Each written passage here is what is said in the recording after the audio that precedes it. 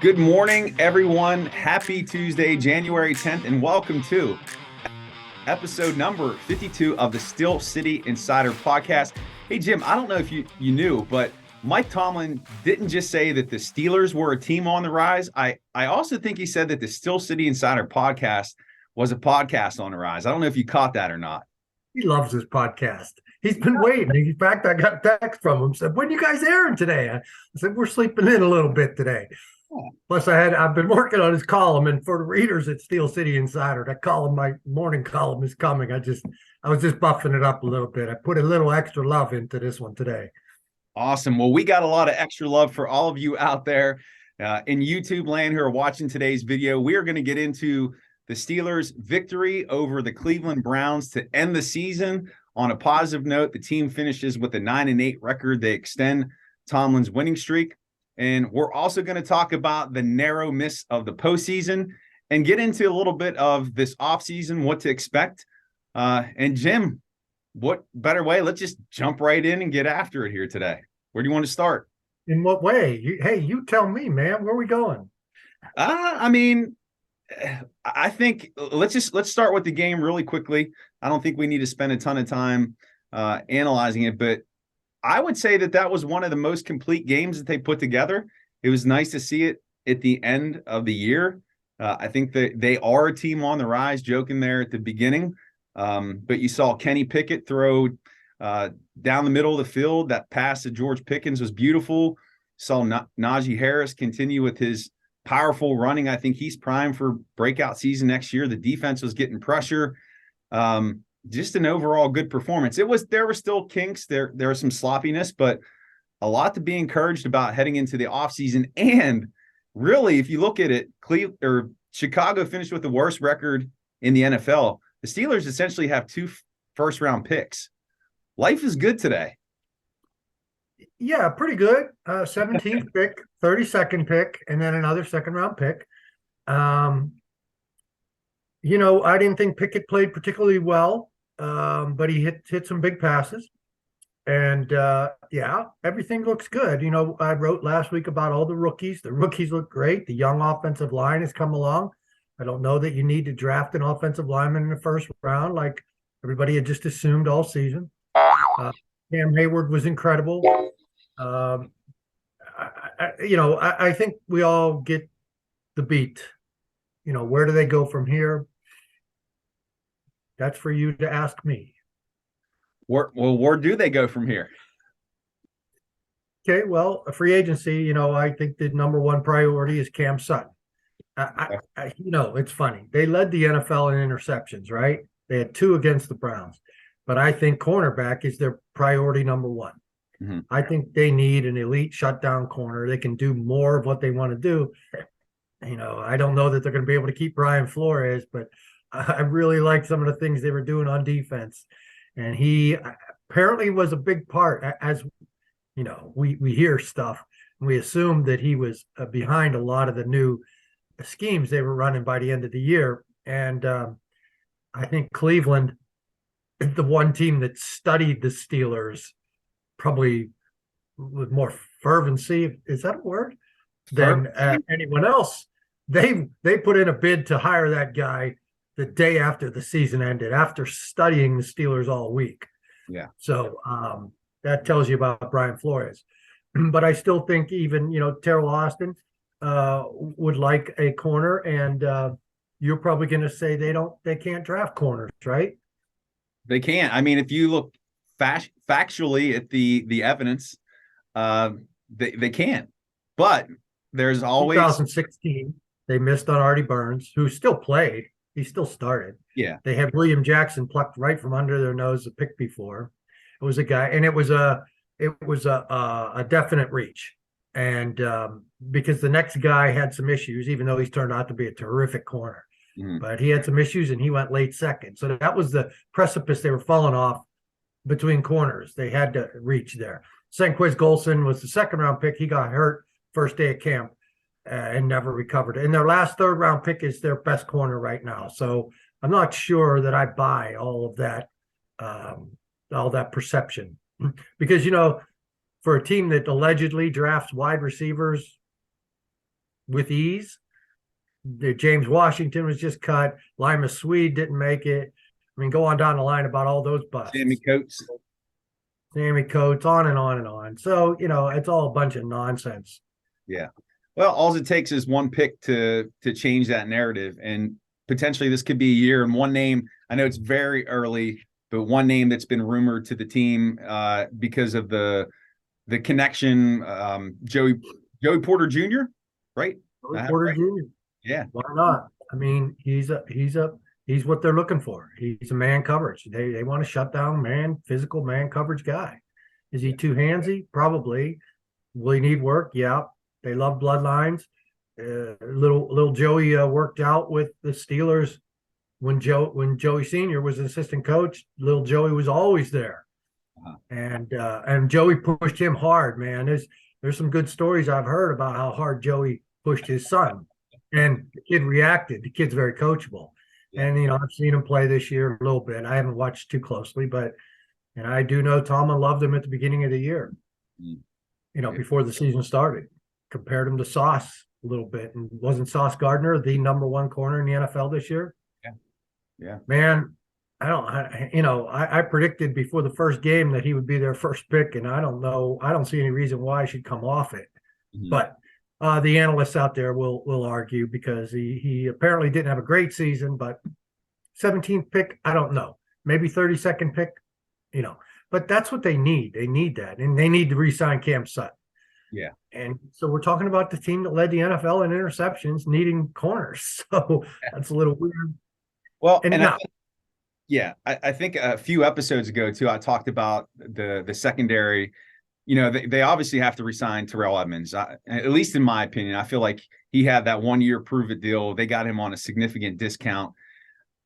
I think he fits, and that continuity there with Fitzpatrick, I think that makes sense. But the corners seem to me, outside of Cam Sutton, they're good depth corners.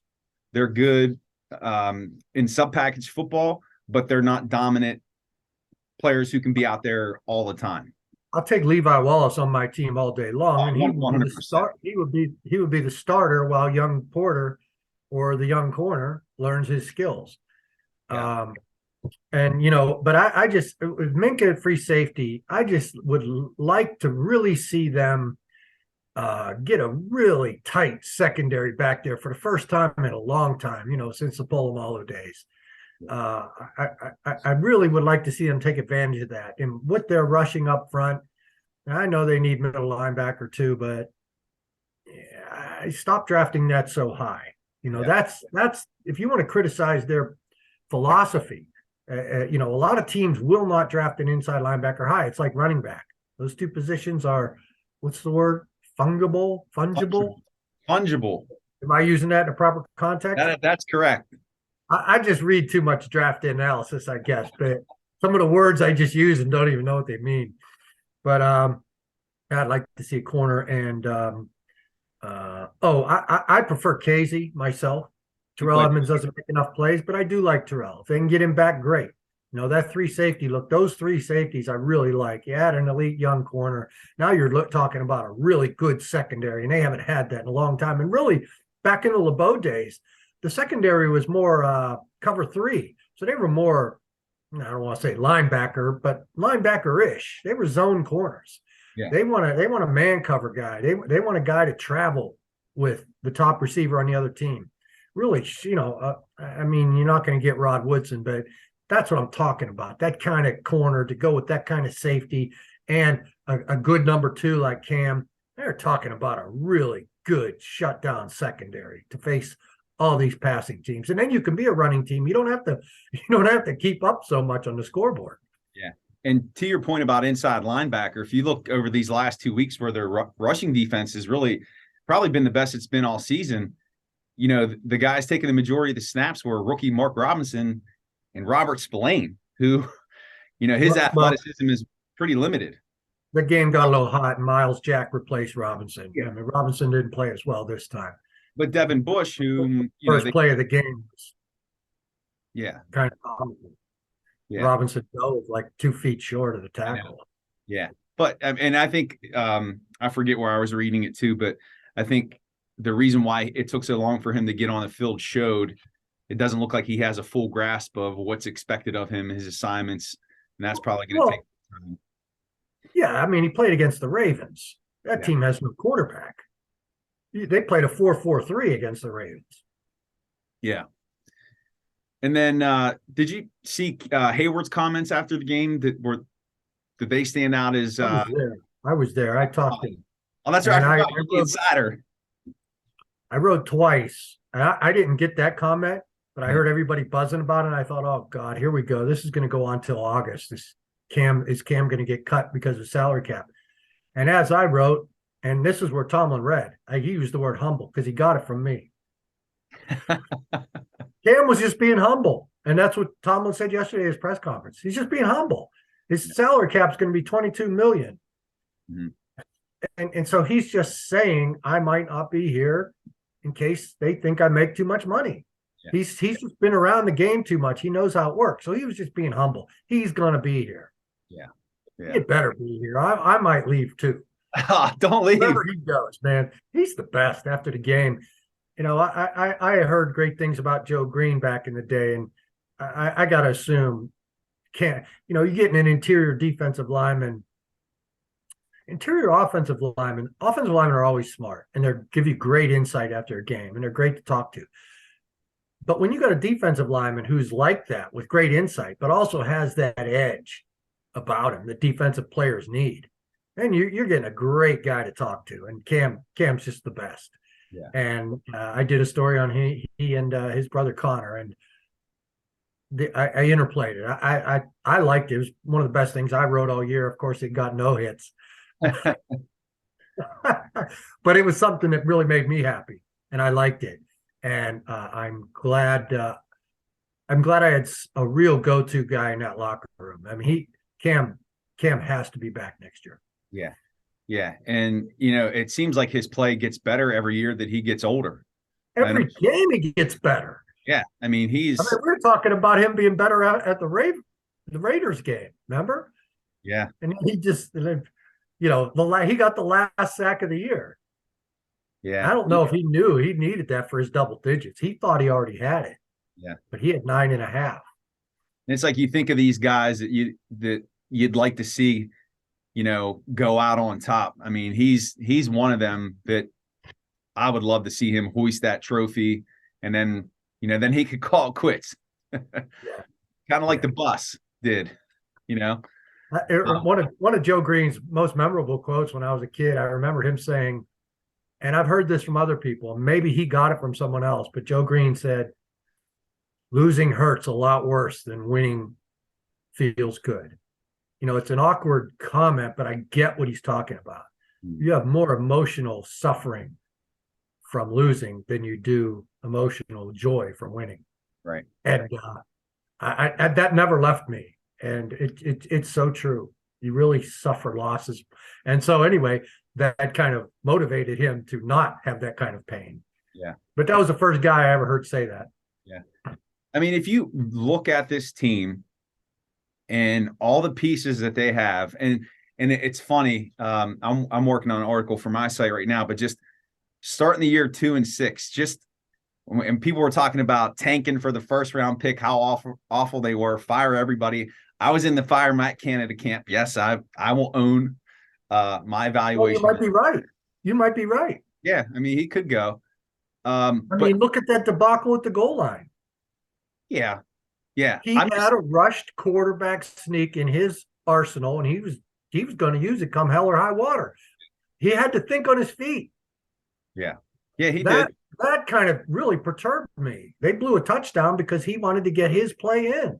And I love rush quarterback sneaks. Brady used to kill the Steelers with that. Yeah. But not then and there. No. Anyway, go ahead. I'm sorry. Yeah. I mean, Tomlin always talks about he doesn't want to paint with a broad brush. I know a lot of Tomlin references here today. To paint with the barn red. When he has red paint, he wants to paint with any brush, apparently. Right.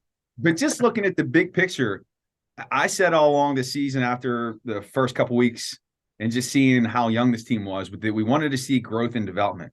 We saw that and more. You look at guys like Pickett, the growth that he's shown. George Pickens, when Kenny finally settles in, I mean, that guy just wow. I know there were comparisons this offseason during training camp where they were saying, oh, he's like Randy Moss. Now, is he Randy Moss? No, but he's good. Pat Freyermuth, you look at that backfield. TJ, Alex Highsmith came on this year. Ogunjobi, I would look at re-signing him. There are so many pieces here that how can you not be excited about next year's team? I am excited. Are you accusing me of not being excited? No, I'm just saying, like I'm fine. I can't wait until training camp. I know. I'm kind of excited myself. It was a whole year of.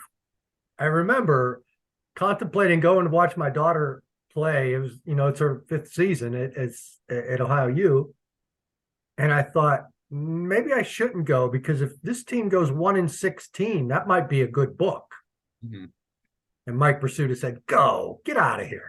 They might be 1-16, but go watch your daughter." Yeah. And I did, and they won. That was the Tampa Bay game. Yeah. And so, yeah. But as far as my coverage, and I just didn't have a good feel for that locker room. There's Cam, TJ's on edge, and he doesn't talk till Fridays. All these guys that don't talk till Friday are of no use to us in the writing business. It's just too late in the week. And the locker room just seemed like a foreign place. And after 2 years of COVID, that's part of the reason. But I really started getting warmed up down the stretch, and the winning happened, and I was finding my insightful guys to talk to. And so, yeah, I'm ready now. Finally, some games mattered, and you could see that it wasn't a bunch of Richard Huntleys and, this team struck me as so 2000. Yeah. And, it's funny. I used 2000 in my column that isn't out yet. It'll be out in 5 minutes after we hang up here.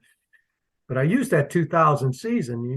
They finished strong to finish 9-7 for that year. And Kevin Gilbride was in his second year as the offensive coordinator. And they finished strong, and they got their quarterback situation straight. And everyone's like you.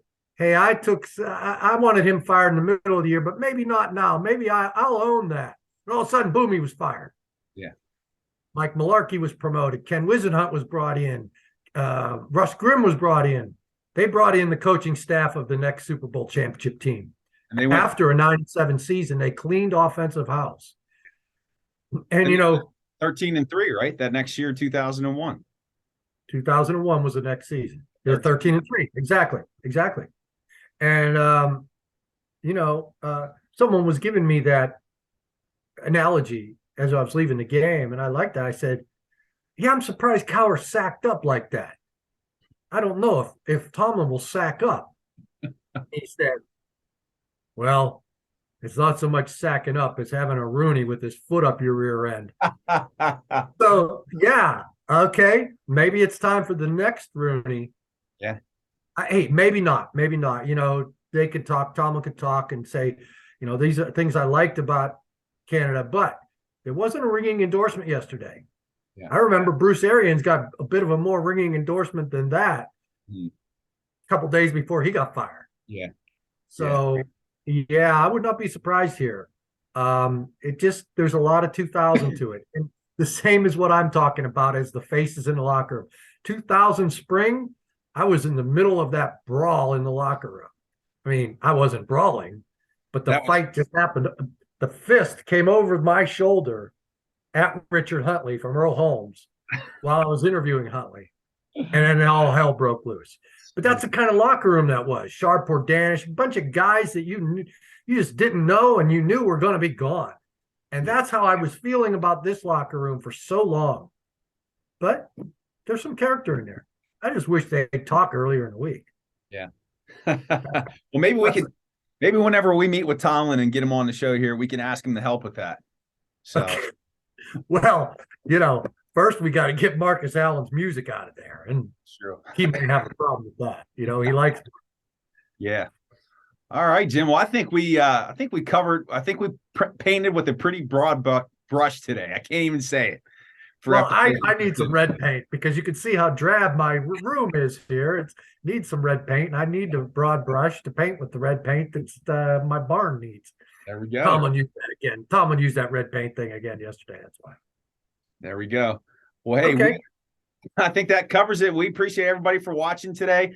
Our subscribers numbers are jumping, so thank you out there for promoting us and for liking, for subscribing, sharing with your family and friends. We do appreciate it. We'll have an off-season schedule that we follow, probably be every other week. You think, Jim, this off-season for the As Cavs? we get closer, as draft season becomes a free agency and that stuff, we'll give it a couple of weeks off for now. But yeah.